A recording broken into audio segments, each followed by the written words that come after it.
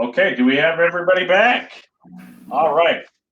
Thank you all for doing that. Let me share my screen again, and I'll go. I'm going to pick up with Networking 101, and I'm going to do a little bit of looking at what I will call looking inside your hamburger, and but then we'll talk about applying for jobs, or we won't. But then actually making connections. All right. So if any of you have ever read the book Jim Collins, Good to Great, this is one of I do a lot of career counseling for students and or people that don't really like their job. And I use this graphic because Jim Collins, when he wrote the book Good to Great, he was talking about companies that went from good companies to great companies. And he basically found that there were three things. One is your passion and mission, which is the stuff you love to do, your genetic encoding or what you're really good at, and then how can you make money at it? And what he was talking about is not only does that apply to organizations, but it applies to you personally. And the intersection of those three things, what you love to do, what you're really good at, and what somebody will pay you to do, is your dream job, and or the dream network or client. So depending on why you wanted to network, that is the reason that and that is your target, is that intersection. And so and when I speak with others about getting a job or getting your next client or doing networking, it will be because of a connection. And making connections, you start building your connection, and here's how you do it. First, you determine either dream job or dream client, and who are you looking for? What, especially if it's a dream job, you are looking for somebody that is actually doing that job. And then you ask around and find somebody that is currently working in it. And by asking around, I mean you can go on to LinkedIn. You can go. Everyone has an existing network, and if you start asking people, most likely by the first or second degree, you will find somebody who is actually working in that dream job or is your dream client. And then you're asking for 15 minutes, an interview, and then either phone, email, face-to-face. And then what you're doing is it's a discussion. You don't ask for a job or a gig. It's an informational interview. And what I've found works is just you start with, what do you do? Just tell me what you do on a regular basis. What's your background? How'd you get to where you are? A little bit about yourself and why you wanted to meet with them. And then you end the conversation with, who else can I speak with? And anytime you're doing one of these informational interviews, I like to use the 90-10 rule, which is basically 90% of the talking should be them and 10% should be you. And so I'll tell you a quick story around this. And that's kind of like a foundation of building networks and connecting up with people. What you're seeing here is a picture of both of my kids. My son is 32 years old, just got married, and my daughter is 30 years old. And back when they were juniors in high school, we required them to, they were thinking about the job or the career they wanted to build, and we required them in their junior year, they had to start talking with somebody once a month, with somebody that was in the field that they were interested in. And so we set up the first meeting. My son wanted to go into he wanted to go into video production and make advertising and films. And the first guy that he met was he owned his own advertising agency, and he asked for 15 minutes. Guy talked with him for an hour and a half, and he said, I hire anybody that goes to SCAD, which is Savannah College of Art and Design at the time, and lo and behold, my son went to SCAD, and as a consequence, he learned, or now the person that he met with is now his mentor. Every time he switches jobs, he talks with him, and it's extremely successful. And every month he talked with various people. My daughter was the same way. Wanted to get into the medical field, and she her first. We knew she wasn't going to be a nurse or a doctor. She was pretty smart in math and science and the like. But we connected her up with somebody who was doing MRI scanning. Lo and behold, she went to technical college. 18 months later, she graduated, and now she has been to working in very prestigious organizations, and now she speaks all over the country on how to be an echosonographer. And she learned that networking skill just by talking with people and using those 4 questions. So this works, I'll tell you. Okay, so building. Now, how do you do that when you're not doing face to face? And many of the areas are becoming more open. But we're gonna talk about how you build your network virtually. So, networking online. What you saw tonight, there was a bunch of tools. The power of social media is when it is built on top of real activity. And so, what you're looking for are platforms and ways that you can connect with people so that you can either go into a meeting or go to a face-to-face. And so I'm hoping if I could see you guys, I would ask have you raise your hand. I'm hoping all of you are on LinkedIn. Everybody on LinkedIn? I'll say if you're not, you better. But I am going to give you some LinkedIn advice. I see a lot of LinkedIn pages. I built out my LinkedIn page a few years back, and basically, like a lot of people, uploaded my resume. And my son, who's in advertising now, he designs a lot of social media campaigns. And so no matter what it is, Instagram, Twitter, LinkedIn, you name it, he'll be doing a strategy and looking at the social media campaign to get the word out. And so I finished up my LinkedIn page. I sent it to him and said, "Hey, can you just look this over?" And he looked at it, and about an hour later, he emailed me back, or he said, "Call me." And so I did. And the advice he gave is, "Dad, I want you to go down to your local watering hole, your local tavern, and I want you to read your LinkedIn out loud to somebody." I was like, "Really?" And he said, "Yes, if you read it out loud to somebody else, if you are saying things that you would never say in a conversation," he said, "get it out of your LinkedIn profile. It's social media. They can read your resume, but you have a different platform, and it's a different way to interact with people." So he said, make it snappy, have it appropriate to your profession. And he also said, "I've known you all my life, and I really don't know what you do. And so if you can just explain it in 6th grade simple, and just tell people what you do from their perspective, but also then show results and of what the impact of what you were of your work."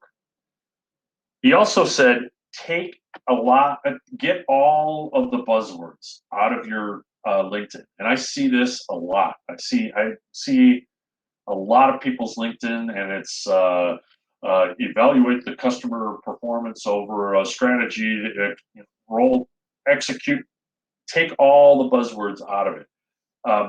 I'll tell you, if you take the buzzwords out and you make it snappy and appropriate to your profession, it you're going to be outstanding in the field, because almost everybody's LinkedIn page that I read is reads like their resume.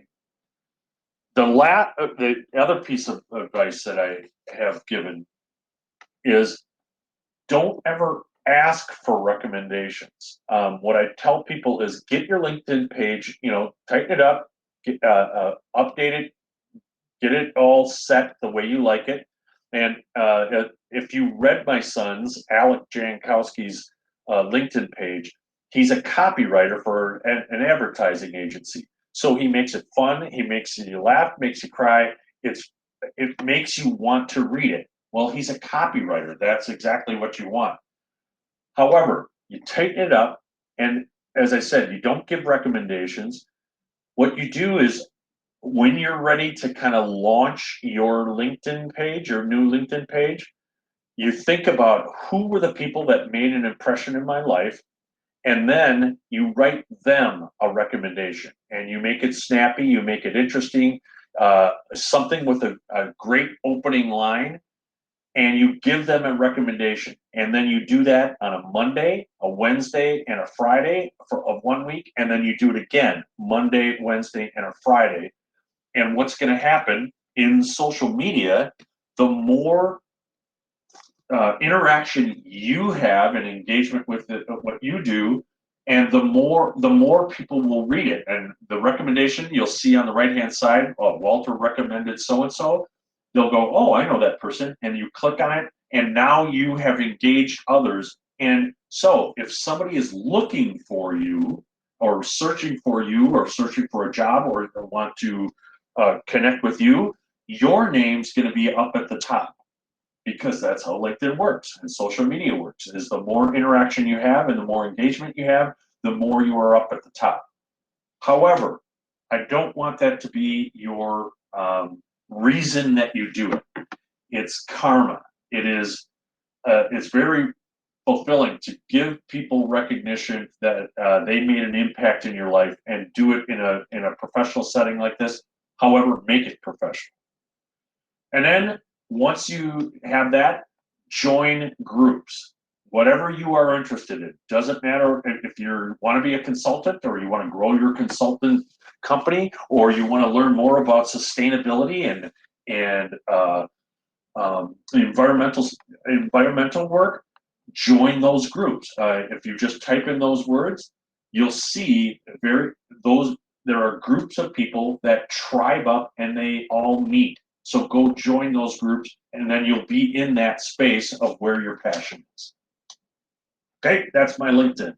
There are lots of other professional networking alternatives to LinkedIn. There's Meetup and Zing and Google Communities. My son just told me one today that Clubhouse. Clubhouse is one of the fastest growing social networks out there, and you basically can join small little Clubhouse groups, kind of similar to what it is here, or it could be a presenter talking on women's empowerment issues, and you can join that Clubhouse, and then you can have conversations with people who are experts and have similar interests in that. Okay, so there's lots of other professional networks out there. You don't have to be just on LinkedIn. Okay, I'm going to get into some do's and don'ts of networking. I love this quote also. The richest people in the world look for and build networks. Everyone else looks for work. So number one, anytime you connect up with anyone, it's about them, not about you. If you've ever read the book, How to Win Friends and Influence People in the Digital Age by Dale Carnegie, highly recommend it. Dale Carnegie wrote this book back in the 40s. However, they've upgraded it to in the digital age, and it's very powerful of how to connect with people and making it them feel good about themselves versus you self, and then also helping others. If you put the emphasis on helping others, it will come back to you. Number two, Anytime you're interacting in either on a social network or you're in a networking position, don't sell or brag. Nobody likes to be sold to. Those are the first conversations people walk away from, right? Number 3, seek to help others before, or help others give before you receive. So no need to elaborate. Provide an introduction to somebody who can further the person's own interests. So if you had a conversation and you were talking about them and they say, oh, I love sustainability, and you have a connection, make the introduction with them or for them. Forward a relevant article, or I have a LinkedIn recommendation for them, etc.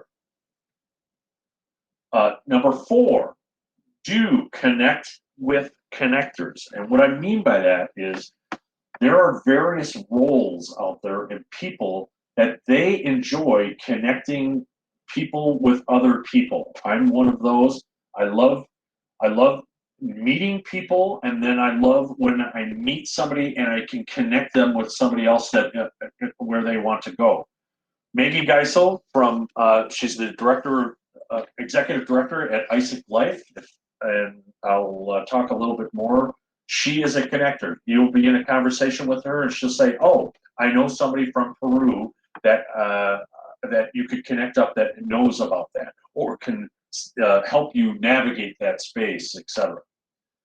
And if you haven't joined AIESEC Life, I would highly recommend it. They just opened it up internationally, and on this page, there is alumni spotlights, and I'll tell you, they have gone through and they highlight an alumni, and that's a great list to start with if you are looking for somebody to connect up with, because in those that you can see their profile, what they're interested in.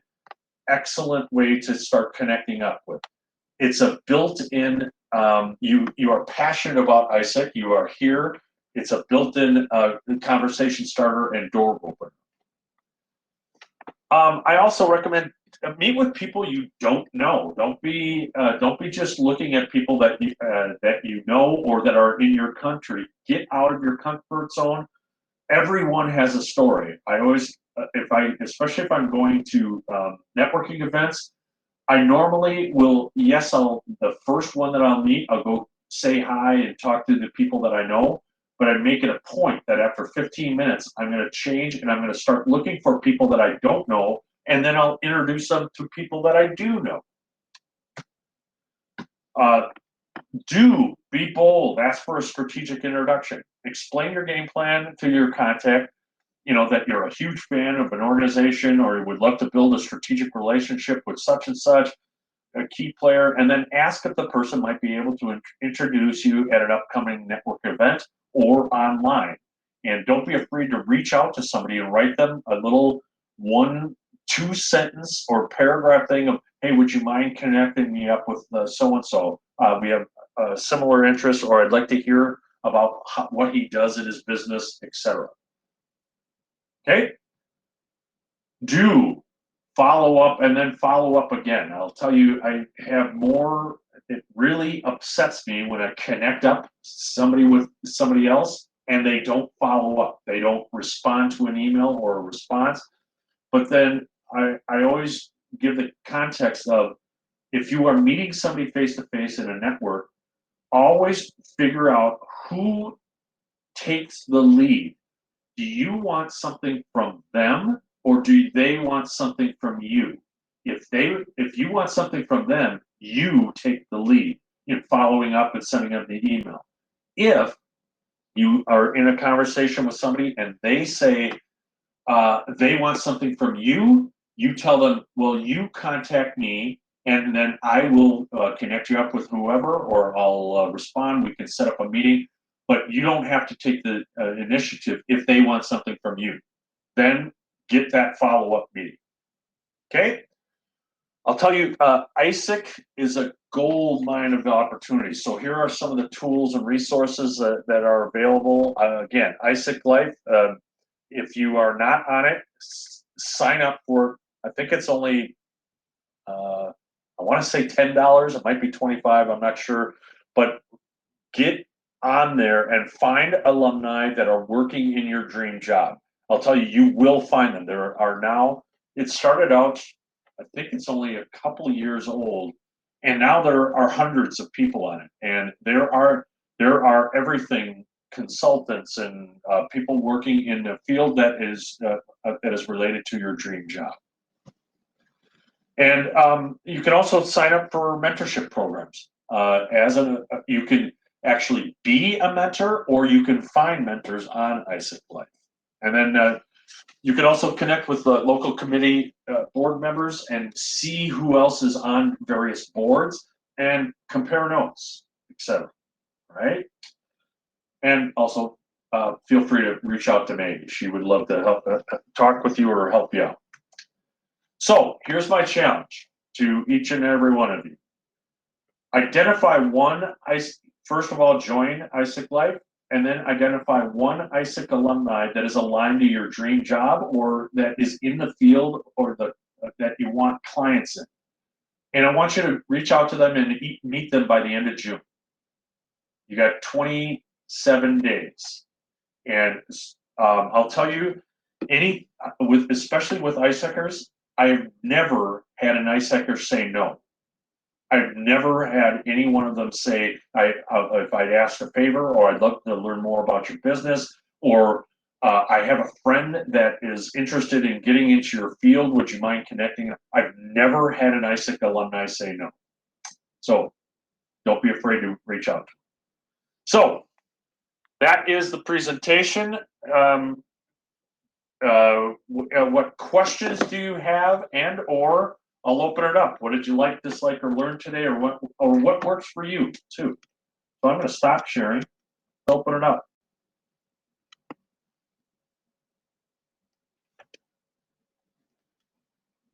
Jacob, can you? There we go.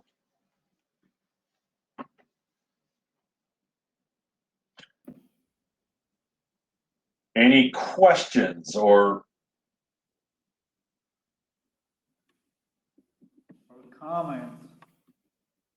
comments? Or we could, if you want, Checo, if we want to go to the lobby and either answer the question, what works for you in networking, and or what's one thing that you're going to try to apply? You want to do that? Yeah, let's do that and wrap up with the last 15 left. There's a comment, you can see yourself in the chat, but you often is saying, thank you, Walter. I'd love to learn more about how to improve my LinkedIn. I think LinkedIn is an important tool that we should learn, as you said, to use properly. And she's sure she has a wrong one. As I said, the advice that my son gave, I did go down and I read it out loud to somebody at a bar, and I found myself tripping over the words that were, I was doing a lot of buzzwords and the like, and I'll tell you, once I pulled all that data out, and you can actually look at my LinkedIn page, Walter Jankowski, and I tried to apply those principles. So what else? Yeah, and I've heard people being contacted by headhunters through LinkedIn. So having a good profile of LinkedIn, even if you're looking for a job or looking for a partner, LinkedIn is the platform. Awesome. Yes, if you look up Alec, A-L-E-C, Jankowski. Anybody else? What works for you guys? We have a comment from Ricardo that says, great insights. His work from LinkedIn info and social media. I don't know if someone he wrote. It probably might work on my LinkedIn and social media strategy. Oh, that's a good one. The alumni network from university. We have a question in the Q&A. Oh, yeah. What do we got?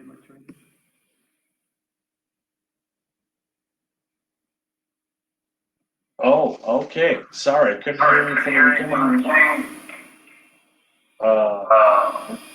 I'm getting a little feedback. Is that, yeah, there we go. Depending on the generation, for example, millennials. Yes, I would say what I've found with younger people, and I'm one of the older folks, but I have adopted new technologies. What I found is millennials will respond more to social media. If you send an email, you're less likely to get a response from a millennial than you are if you go through social media, and until you make that connection. But I always like to take it off of social media. So when I'm making a connection either on LinkedIn or Instagram or Facebook, and I always like to take it off that platform and, hey, let's either meet for coffee or meet over a beer, or because if you just keep it in that space, then you'll get the little one sentence and question and answers.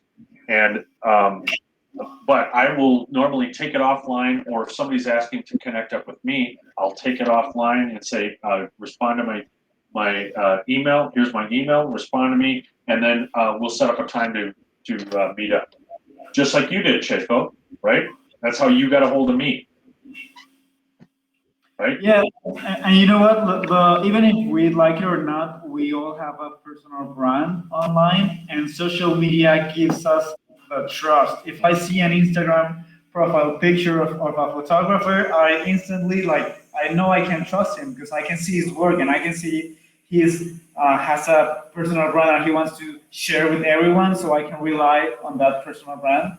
So that's why social media is important, LinkedIn is important, and if we are like a traditional way of thinking that it's digital doesn't matter, well, it does, right? Look at that. We've got 2 actions already in the chat. Ivan is found somebody in the AIESEC Life platform. She is in a company working in the USA. Already sent her a message, and now I'm awaiting her answer. I would give it a day or two, only because it. Well, actually, no. AIESEC Life, you get the saying there is a message for you in there, and Checo, the way you did it, I like the way you did it. Is you did it in LinkedIn and AIESEC and AIESEC Life, and I got both. And I responded. I responded in LinkedIn within what, an hour? Yeah. Yeah, I couldn't just rely on the AIESEC Live because I didn't know if you would see it. So I looked for your name in your LinkedIn, and I was hoping for the best. I hope Walter just answers me if he has the time or they're interested. They're interested, and you did. So thank you for that. So that's a good example of social media working. Right? And David in Australia just sent an invite on LinkedIn. I am on there, David. And I love your last sentence there. Every connection has unlimited possibilities. And I'll tell you, most of the business connections that I have been normally through face-to-face events, but it always is followed up with a LinkedIn. And then, I kind of read through, and when I read through somebody's LinkedIn, I'm reading through more how can I help them than what can I get out of them. Yeah, because networking just out of networking with no reason and no objective is just like kind of useless. You cannot just show up and hello, this is me, and hello, what do you need? I'm just saying hi. Like no, it doesn't work like that. You have to have a proposal or a project or something that engages the other person. Right? I believe so. Exactly. Any others? Isn't that right? Okay. We're kind of on time. Does anyone have a question, comment, questions? Let us know. chat for Q&A. And well, I believe this, as you know, this is the first edition of the regional networking of Iberoamerica. America. We're having this monthly. Oh, there's a question for you, Walter, already. Would you like to read it? Oh, yes. Do you have good results with AIESEC Life? Yes. Notifications, I think it's about 3 times a week. I'll always open it up and take a purview. With AIESEC Life, I don't necessarily, again, I don't look at it as I'm going to use it. I look at it more as how can where can I help? And I have been working with Maggie in the last, I want to say, we've been working since February. Last year we did a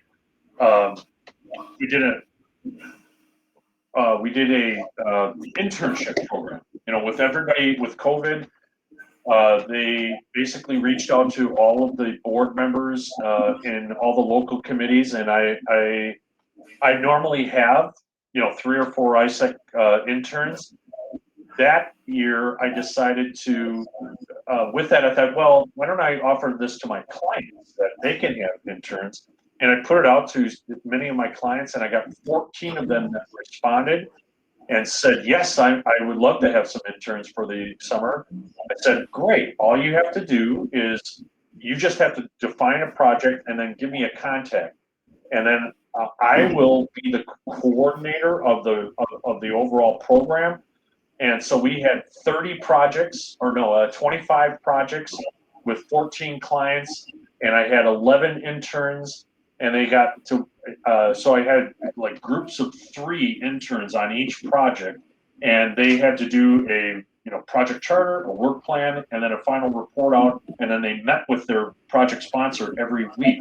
And all 25 projects were a smashing success, and they were all AIESEC interns, and now we're doing it again this year. And I work with Maggie and the interns, and we're just rolling it out right now. Where I am hiring, I'm going to have 11 interns, and I have 32 projects this year, and we're kicking that off. So that's how I use AIESEC Life. Is we are asking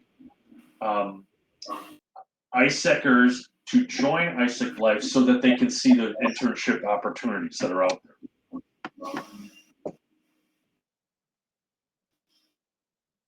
Yes, and I believe that more people join. Well, there's a question, but it already has been answered by Kathy. So Gregory is building up this AIESEC profile, and Rosnell, which is the person in charge of AIESEC Life, she could guide Gregorio through that journey of creating his profile. There is a corner, by the way, in the groups of Iberoamerica. In the group of Iberoamerica, there's a corner of regional networking, and we have a special group for Iberoamericans, but you can join the international discussion. And this is fairly new to AAIB, right? The AIESEC Life. I mean, it was just open to you, right? It has just opened 3 days ago. We have this 30 trial free for people that want to join, and after June they have to get their membership. So it's free for this month. So there's no reason not to join and check it out, right? Awesome. There was a question here. As I'm creating my profile in AIESEC Life, could you please recruit who I could contact for any doubts? I would, Maggie Geisel, Gisel, and she is the executive director of AIESEC Life for US, and she is very helpful. You can message her, or I believe that any of like the info or help or contact information goes right to her, and then she'll reach out to you and respond with any questions or doubts or whatever. Right. Great. Love it. So excited. Awesome. I would highly encourage you to take action on, take up my challenge. Get onto AIESEC Life, go find an alum, and go meet somebody that is in either doing your dream job, or if you're looking for more clients, you find a strategic partner. Think about it strategically. I think of networking as not a shotgun approach, but more of a rifle approach, and you go after people specifically that because people tribe up, and you want to join that tribe, and you want to be able to add value to that tribe. So Yeah, I want to tell you a short story, Walter. I was in AIESEC Live looking in the map. So I live in Mexico. This guy called Alexis, and he was like really near to me. And we are not a lot of people in Mexico City, so I messaged him through AIESEC Live. It turns out he was an AIESECer, he was LCP of a local committee, and he works in a startup. The startup is about you can book a 3+ star hotel. It can be 3 or 4 or 5. It's a Spaniard. It's Spaniard startup, but it has a lot of businesses here. Book a hotel room for 3, 6, or 12 hours. So how crazy is that? It's like a new disruptive business. So we right now are making a partnership for Ibero-Americans. So they have 15% off for their first 3 reservations. And this project is for people that either are canceled, their flight are canceled, and they want to stay the night for 6 or 3 hours.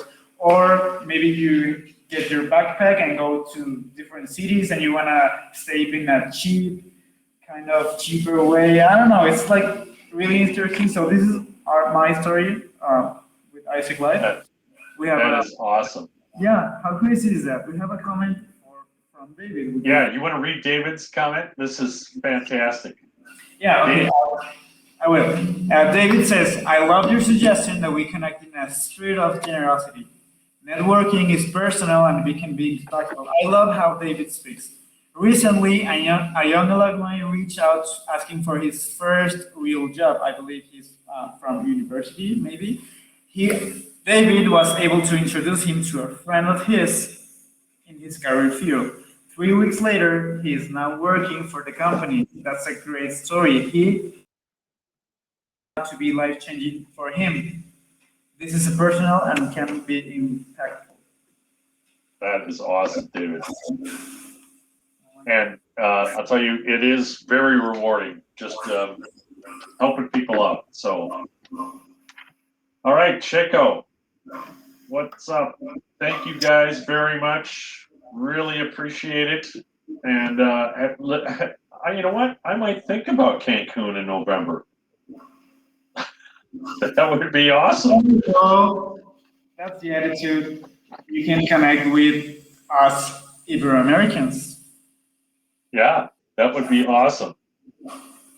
Okay. But you'd have to put up with us Americans, though. Oh yes. There's one last question, Walter, in the Q&A box for you. Oh yeah. What advice can you provide to Latin American people contacting American profiles since cultural behavior are different? Oh, excellent question. I don't think of it more of culture. I think of it more in the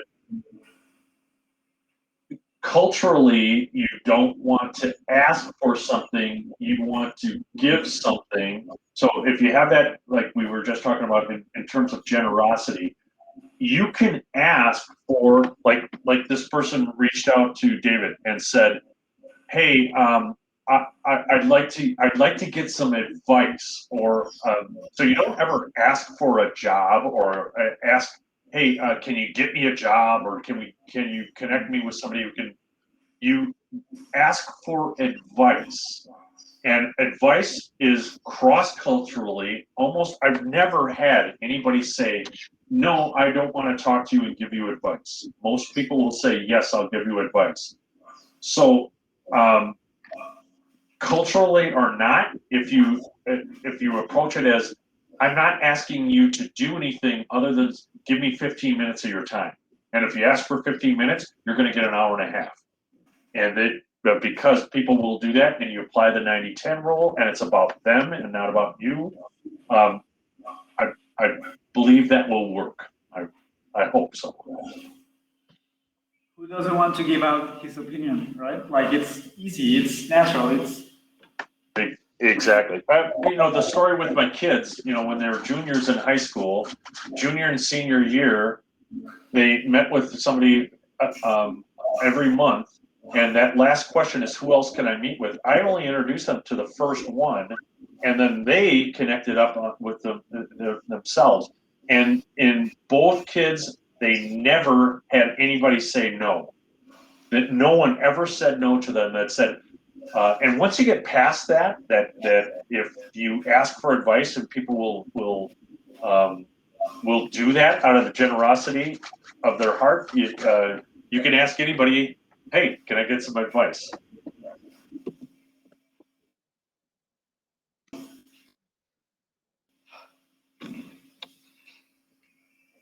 All right, anything else?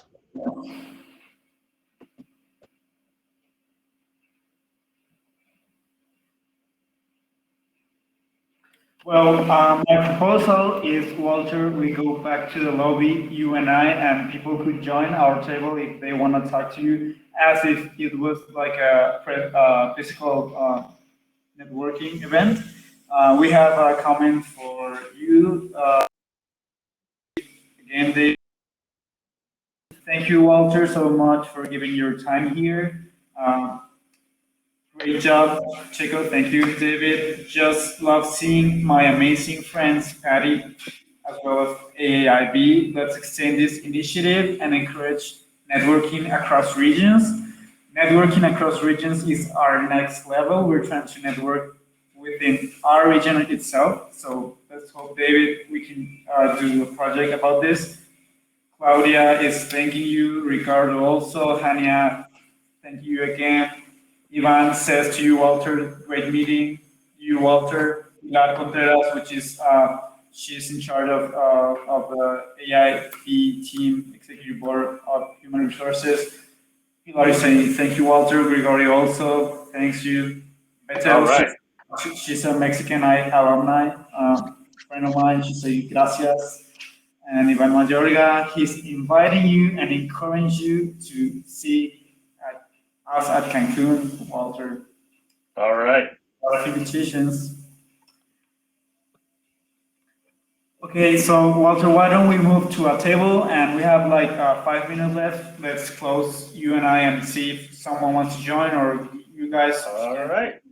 Close the tab if you want. So guys, see you next month. We will tell you what the next subject and topic will be. This was more formal. It was in English. Next one is going to be in Spanish, and more informal and colorful a little bit. We're going to invite different speakers. So see you in the lobby if you guys want to join us for the last 5 minutes. All right. Thanks, Chico. Thank you all.